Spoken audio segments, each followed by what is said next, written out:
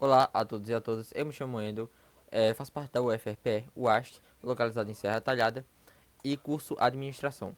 Hoje, eu e meu grupo iremos apresentar o panorama das contas nacionais, certo?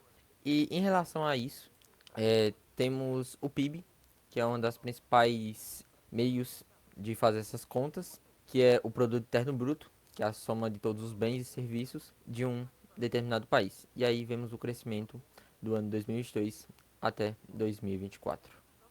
Aqui podemos ver no histórico do PIB em relação aos 3 últimos anos, 2022 a 2024, e que em 2022, que foi pós-pandemia, claro, tivemos um acréscimo bastante relevante graças à agropecuária. Já em 2023, também graças à agropecuária, e em 2024, graças às indústrias e a serviços prestados, crescemos bastante. E a agropecuária deu uma leve recuada, podemos dizer assim, com um histórico de menos de 3%, 3, alguma coisinha, que eu não me recordo muito bem, mas deu uma leve recuada.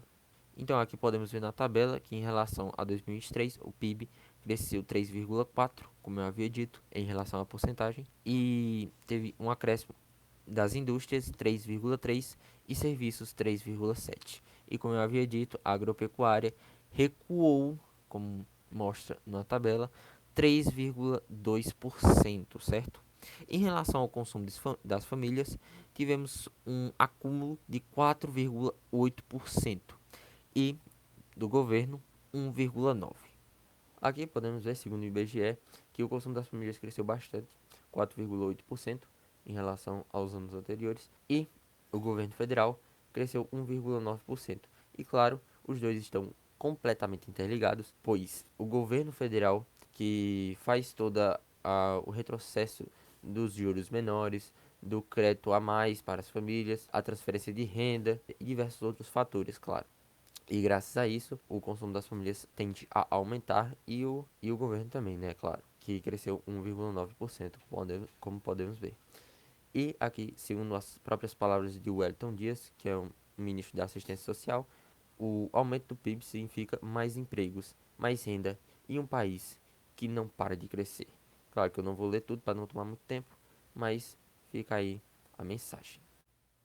Bem, agora falando sobre os investimentos, podemos ver no gráfico que teve uma leve não, né, uma grande depressão em relação aos investimentos desde 2010 até 2021, pois os riscos e as incertezas que isso traz, os juros altos, a baixa confiança, é um fator muito relevante para este mundo, né?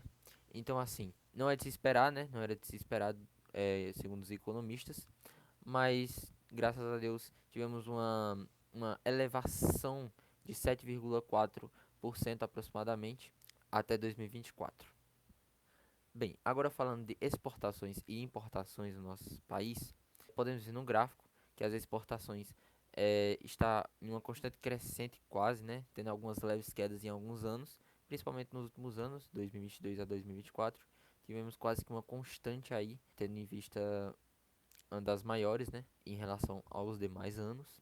E para quem não sabe, as exportações são a referência de venda de bens e serviços para o exterior, enquanto as importações consistem na aquisição de produtos de outros países, certo? Produtos estrangeiros, podemos dizer assim. E a balança comercial se forma com a diferença de ambos. O arcabouço serve para definir limites de gastos. Em 2022, o teto foi suspenso parcialmente para dar suporte a programas de enfrentamento à pandemia. Em agosto de 2023, entrou a Lei Complementar 200, que permite crescer empresas entre 0,6% e 2,5% ao ano. Em 2024, ela já está em pleno vigor. Gastos públicos são todas as despesas do governo para manter serviços e investir em infraestrutura.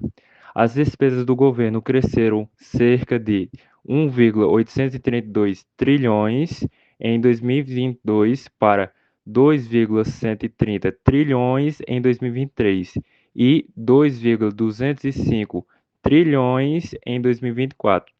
Cerca de 30% vai para pessoal, entre 40 a 45% para juros e o restante para transferências e investimentos.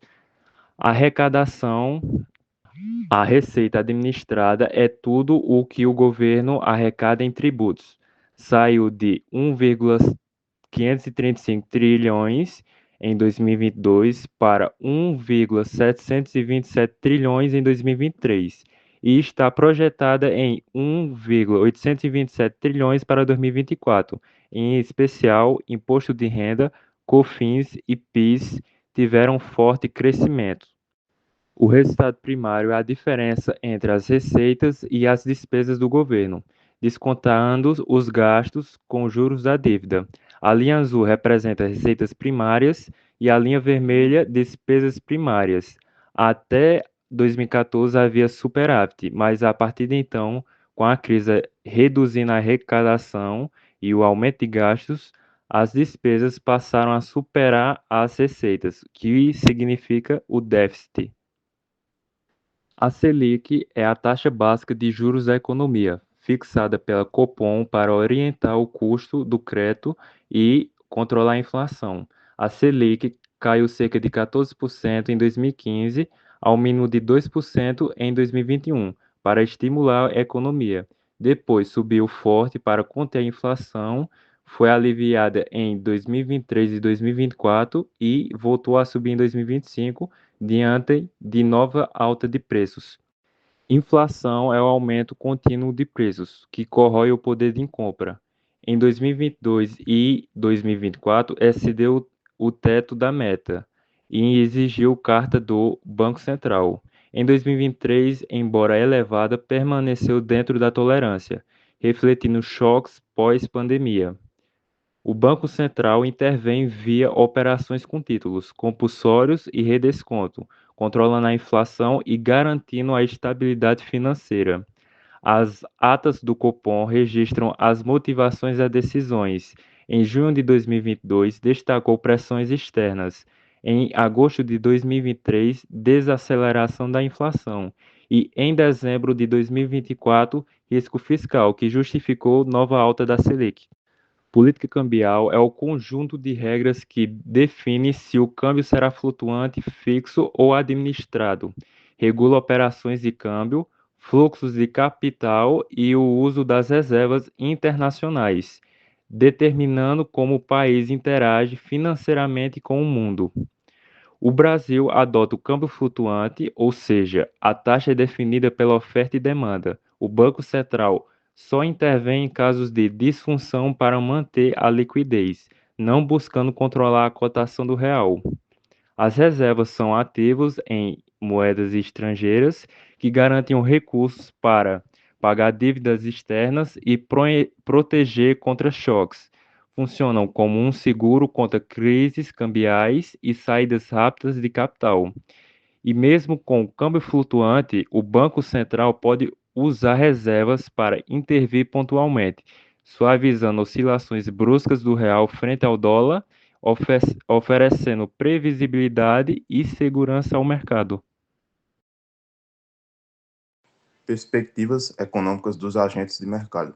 As projeções para os principais indicadores econômicos foram atualizadas com pequenas variações. Inflação, o IPCA, caiu ligeiramente para 5,18%, uma redução de 0,02 ponto percentual. A taxa Selic permanece em 15% ao ano, sem mudanças. O PIB, Produto Interno Bruto. A estimativa de crescimento foi ajustada para cima, chegando a 2,23%. O câmbio, de reais para dólar, segue estável em R$ 5,70 por dólar. Impactos esperados na política econômica. A leve queda na projeção da inflação pode indicar uma menor pressão inflacionária no curto prazo. Mesmo assim, o Banco Central mantém a Selic em um nível elevado, o que revela prudência diante do cenário fiscal e dos riscos econômicos. Essa postura reflete a busca por maior estabilidade, antes de considerar reduções na taxa básica de juros. Nos mercados financeiros. As revisões nas expectativas de inflação e crescimento econômico influenciam diretamente os ativos financeiros. As perspectivas de inflação menor podem animar o mercado de ações e contribuir para a valorização de títulos públicos. Já a Selic elevada continua atraente para investidores que buscam rentabilidade na renda fixa, mantendo o câmbio controlado e o dólar estável. para as famílias. Com uma previsão de inflação um pouco menor, o custo de vida pode subir de forma mais lenta, o que traz algum alívio para o orçamento das famílias. No entanto, os juros altos tornam o crédito mais caro, exigindo planejamento na hora de tomar empréstimos ou financiar bens. Ao mesmo tempo, aplicações conservadoras continuam oferecendo bons retornos, o que pode ser uma oportunidade para quem busca investir com segurança.